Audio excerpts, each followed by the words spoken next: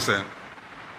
तो देखिए, जब 9वीं पास व्यक्ति, 9वीं फेल व्यक्ति जब अर्थशास्त्र पढ़ता है तो इसी तरह का एक्सीडेंट होता है। सोचिए जरा, सीए जी ने क्या कहा? सीए जी ने कहा कि यूटिलिटी सर्टिफिकेट पेश करने में देर हुई। और यह केवल बिहार के बारे में ही नहीं कहा सीए जी ने, झारखंड के बारे में भी कहा, हिमाचल के बारे में कहा, गोवा के बारे में कहा। लेकिन इन लोगों को बिहार में राजनीति करनी है तो ये लोग चीजों को गलत तरीके से पेश करते हैं। लेकिन आपको यह समझने की आवश्यकता है कि राज्य सरकार के द्वारा जो भी खर्च होता है उसका उपयोगिता प्रमाण पत्र सीए जी को सौंपना रहता है। कभी कभी इसको यूसी कहते हैं, कभी कभी इसे सौंपने में देर हो जाती है। तो सीए जी मांगता है कि आप यूटिलिटी सर्टिफिकेट जल्दी जमा कीजिए। तो यह प्रक्रियागत देरी का मामला है, न कि कोई घोटाले का मामला है। अगर यह घोटाले का मामला होता तो सोचिए जरा, तेजस्वी यादव जी हमारे साथ सरकार में थे तो 2022 में जब तेजस्वी जी हमारे साथ थे तो आपको पता है कि कितना रुपया का यूसी लंबित था? 99,178 करोड़ रुपए का यूटिलिटी सर्टिफिकेट लंबित था जब तेजस्वी यादव जी हमारे साथ सरकार का हिस्सा थे। तब उनकी जुबान पर ताला बंद था, वो नहीं बोलेंगे, इसीलिए कि उनको राजनीति करनी है। और 2023-24 में सबसे कम लंबित है 71,000 करोड़ रुपया। कहां 99,000 करोड़ रुपया और कहां 71,000 करोड़ रुपया जो जमा किया जा रहा है और जल्द ही जमा कर दिया जाएगा, क्योंकि यह प्रक्रियागत मामला है। आगे बढ़िए, तेजस्वी यादव जी जब साथ थे तो 31 मार्च 2023 को 87,947 करोड़ रुपया का यूसी लंबित था। आरजेडी के नेताओं की जुबान इस पर नहीं खुलती है और ये नहीं बताएंगे कि जब हम नीतीश कुमार जी के साथ सरकार का हिस्सा थे तब भी सीए जी ने यही टिप्पणी की थी और तब भी यूटिलिटी सर्टिफिकेट लंबित था। तब इनको घोटाला नजर नहीं आता था और अब ये सरकार से हट गए हैं तो अब इनको घोटाला नजर आता है। तो कम से कम चीजों को समझना चाहिए। बिहार की जनता बड़ी प्रबुद्ध और समझदार है, लोग बातों को समझते हैं और इनके अरण्य रोदन को भी लोग बढ़िया से जानते हैं।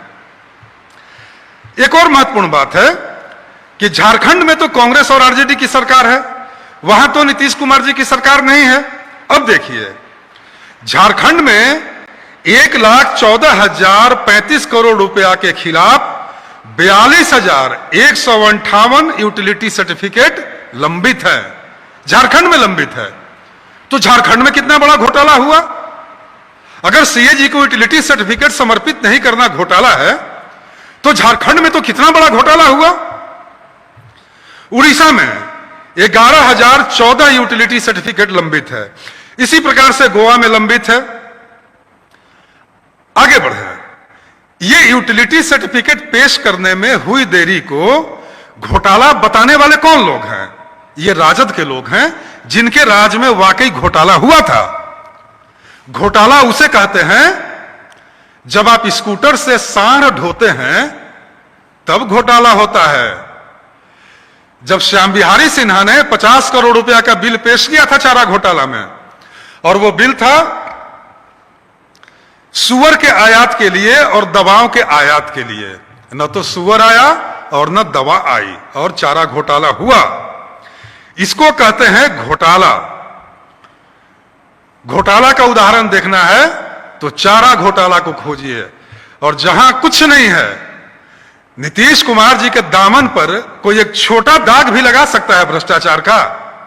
है किसी में नैतिक बल? आज तक नीतीश कुमार के कुर्ते पैजामे की सफेदी पर कोई एक छोटा धब्बा भी लगा सकता है। और अगर आप नीतीश कुमार जी के भ्रष्टाचार के बारे में अगर कोई आरोप लगाएंगे तो आप हास्य का पात्र बनिएगा, क्योंकि बिहार के लोगों ने नीतीश कुमार जी को देखा है, उनकी जीवन शैली को देखा है, उनके शासन करने के तरीके को देखा है, भ्रष्टाचार से निपटने के उनके तरीके को देखा है। नीतीश कुमार होना यह आसान बात नहीं है। नीतीश कुमार जैसे लोग सदियों में पैदा लेते हैं। लालू जी भी थे, बराबर लालू जी पिछड़ों की बात करते थे। लालू जी ने बिहार के पिछड़ों के लिए क्या किया? पिछड़ों के हिस्से की सारी मलाई लालू जी खा लिए। और हमारे दलित भाइयों और अति पिछड़े भाइयों की आर्थिक दशा जस की तस रही। लालू जी बोलते थे कि हमने पिछड़ों को बोलना सिखाया। आपके आने के पहले बिहार के दलित और पिछड़े भाई गूंगे थे क्या? आपने केवल उन्हें बरगलाया और उनका वोट लिया, यही सत्य है।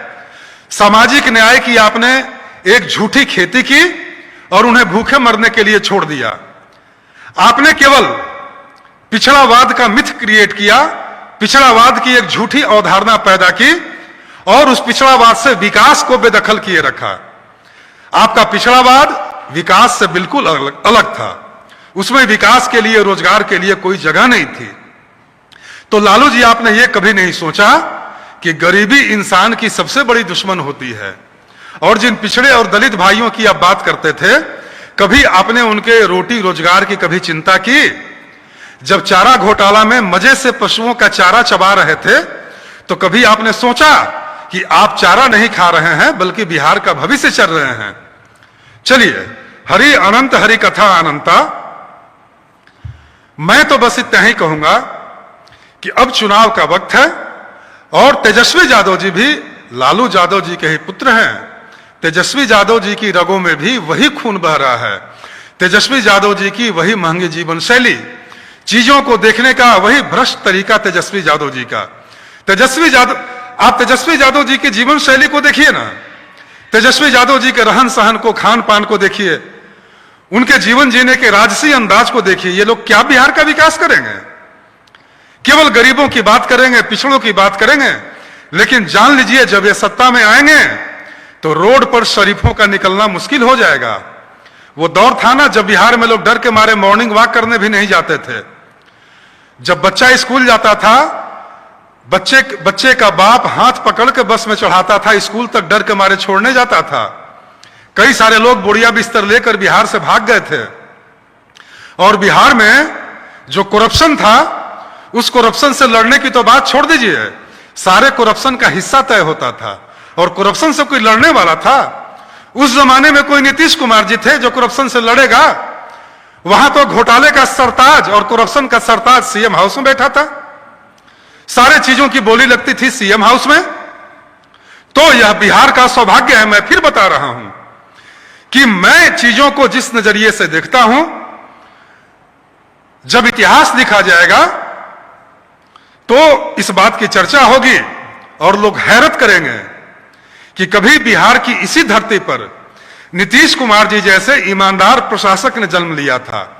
एक ऐसे प्रशासक ने जो काजल की कोठरी में, राजनीति के काजल की कोठरी में रहने के बावजूद अपना संत तुल्य व्यक्तित्व बनाए रखा और अपने कुर्ते पैजामे की सफेदी पर भ्रष्टाचार का एक छोटा दाग भी नहीं लगने दिया।